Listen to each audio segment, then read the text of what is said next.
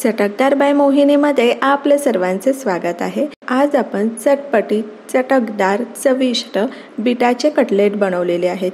Beetroot cutlet बनवायला अगदी सोपे आहेत, झटपट होतात आणि ते पौष्टिकही आहेत। अशाच पौष्टिक आणि नवनवीन रेसिपी पाहण्यासाठी चटकदार बाय मोहिनीला सबस्क्राइब करायचं आहे आणि बेल आयकॉनवर क्लिक करायचं आहे, म्हणजे नवनवीन व्हिडिओज हे तुमच्यापर्यंत पोहोचू शकतील। चला मग तर वेळ न घालवता आपण कटलेट बनवायला सुरुवात करू। या ठिकाणी आपण कटलेट बनवण्यासाठी बीटाची साल काढून बीट किसून घेतलेले आहेत। जवळपास 4 बीट मी या ठिकाणी वापरलेले आहेत। मध्यम आकाराचे बीट घेतलेले आहेत। आता बीटामधले आपण पाणी काढून घेऊयात। तर अशा पद्धतीने आपण हाताने पिळून बीटातलं पाणी काढणार आहोत। आता हे जे पाणी आहे हे आपण वाया न घालवता कणिक भिजवताना आपण त्यामध्ये घालू शकतो, पुऱ्यांच्या पिठामध्येही घालू शकतो। त्यामुळे पुऱ्यांना कलरही छान येतो आणि पाणीही आपलं वेस्ट होणार नाही। किंवा सूप मध्येही ह्या पाण्याचा वापर आपण करू शकतो। बीटाचा ज्यूस म्हणूनही आपण हे पाणी वापरू शकतो।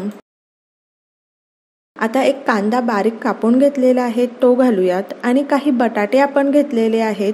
बटाटे उकडून घेतलेले आहेत। तर बटाटे आपण हातानेच मॅश करून घालणार आहोत। साधारण 4 बटाटे घेतलेले आहेत।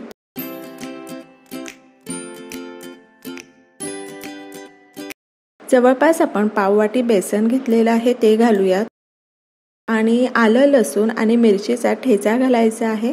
1 चमचा हळद घालायची आहे। 2 चमचे आपण कांदा लसूण मसाला घालूयात।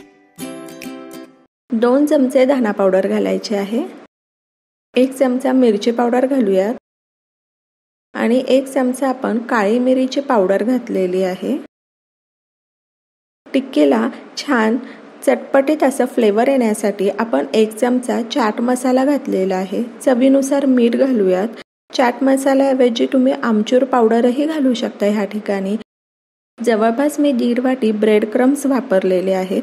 नॉर्मल आपला जो ब्रेड येतो हा मिक्सरमध्ये फिरवून घेतला की ब्रेड क्रम्स हे तयार होतात आणि हे पीठ सर्व एकजीव करून घ्यायचं आहे। यामध्ये पाण्याचा वापर करायची बिलकुल गरज नाहीये, कारण आपण ह्या ठिकाणी बटाटा वापरलेला आहे, बीट वापरलेला आहे, त्यामुळे वरतून पाणी घालायची बिलकुल आवश्यकता नाहीये। आता ह्या ठिकाणी आपण 2 चमचे कॉर्नफ्लोअर घेतलेला आहे। त्यामध्ये साधारण 2 ते 3 चमचे आपण पाणी घातलेलं आहे आणि छान मिसळून घ्यायचं आहे।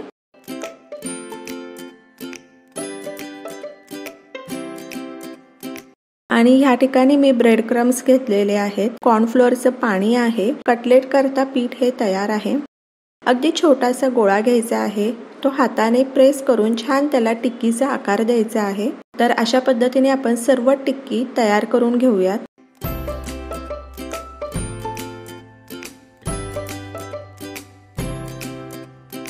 एक टिक्की आपण कॉर्नफ्लोअर मध्ये बुडवून घ्यायची आहे आणि ब्रेड क्रम्स मध्ये छान घोळून घ्यायचे आहे।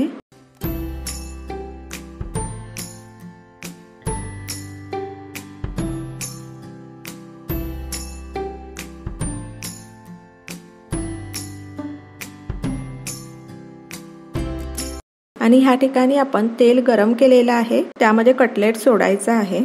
तर अशाच पद्धतीने आपण सर्व कटलेट हे करून घेणार आहोत। ब्रेड क्रम्स मध्ये घोळून घेतल्यामुळे त्यामुळे कटलेट अगदी क्रिस्पी होतात।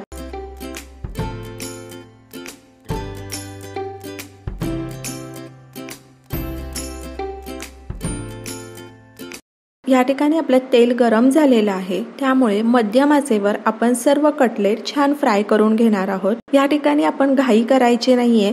मध्यम आचेवर छान कटलेट जर आपण फ्राय करून घेतले ना तर ते खायला सुंदर लागतात। नाहीतर मोठ्या फ्लेमवर जर आपण कटलेट फ्राय करून घेतले तर ते बाहेरून करपतील आणि ते तितकेसे क्रिस्पी लागणार नाही।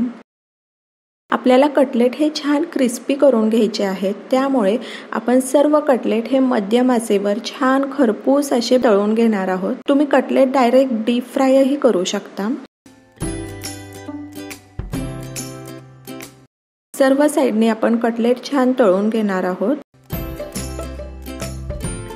तुम्ही पाहू शकता आपले कटलेट हे तळून झालेले आहेत। आता आपण ही बॅच काढून घेऊयात आणि अशाच पद्धतीने दुसरे कटलेटही तळून घ्यायचे आहेत।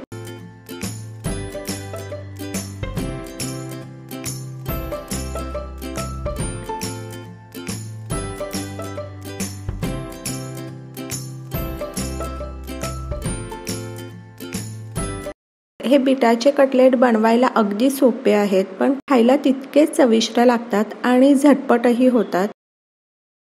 तर अशा पद्धतीने आपण सर्व कटलेट हे बनवून घेतलेले आहेत। ते तुम्ही सॉस बरोबर खाऊ शकता किंवा कोथिंबीरच्या हिरव्या चटणी बरोबर, खोबऱ्याच्या चटणी बरोबर खाल्ले तरी छानच लागतात। तर तुम्ही हे कटलेट बनवून पहा आणि मला सांगा कसे वाटले ते।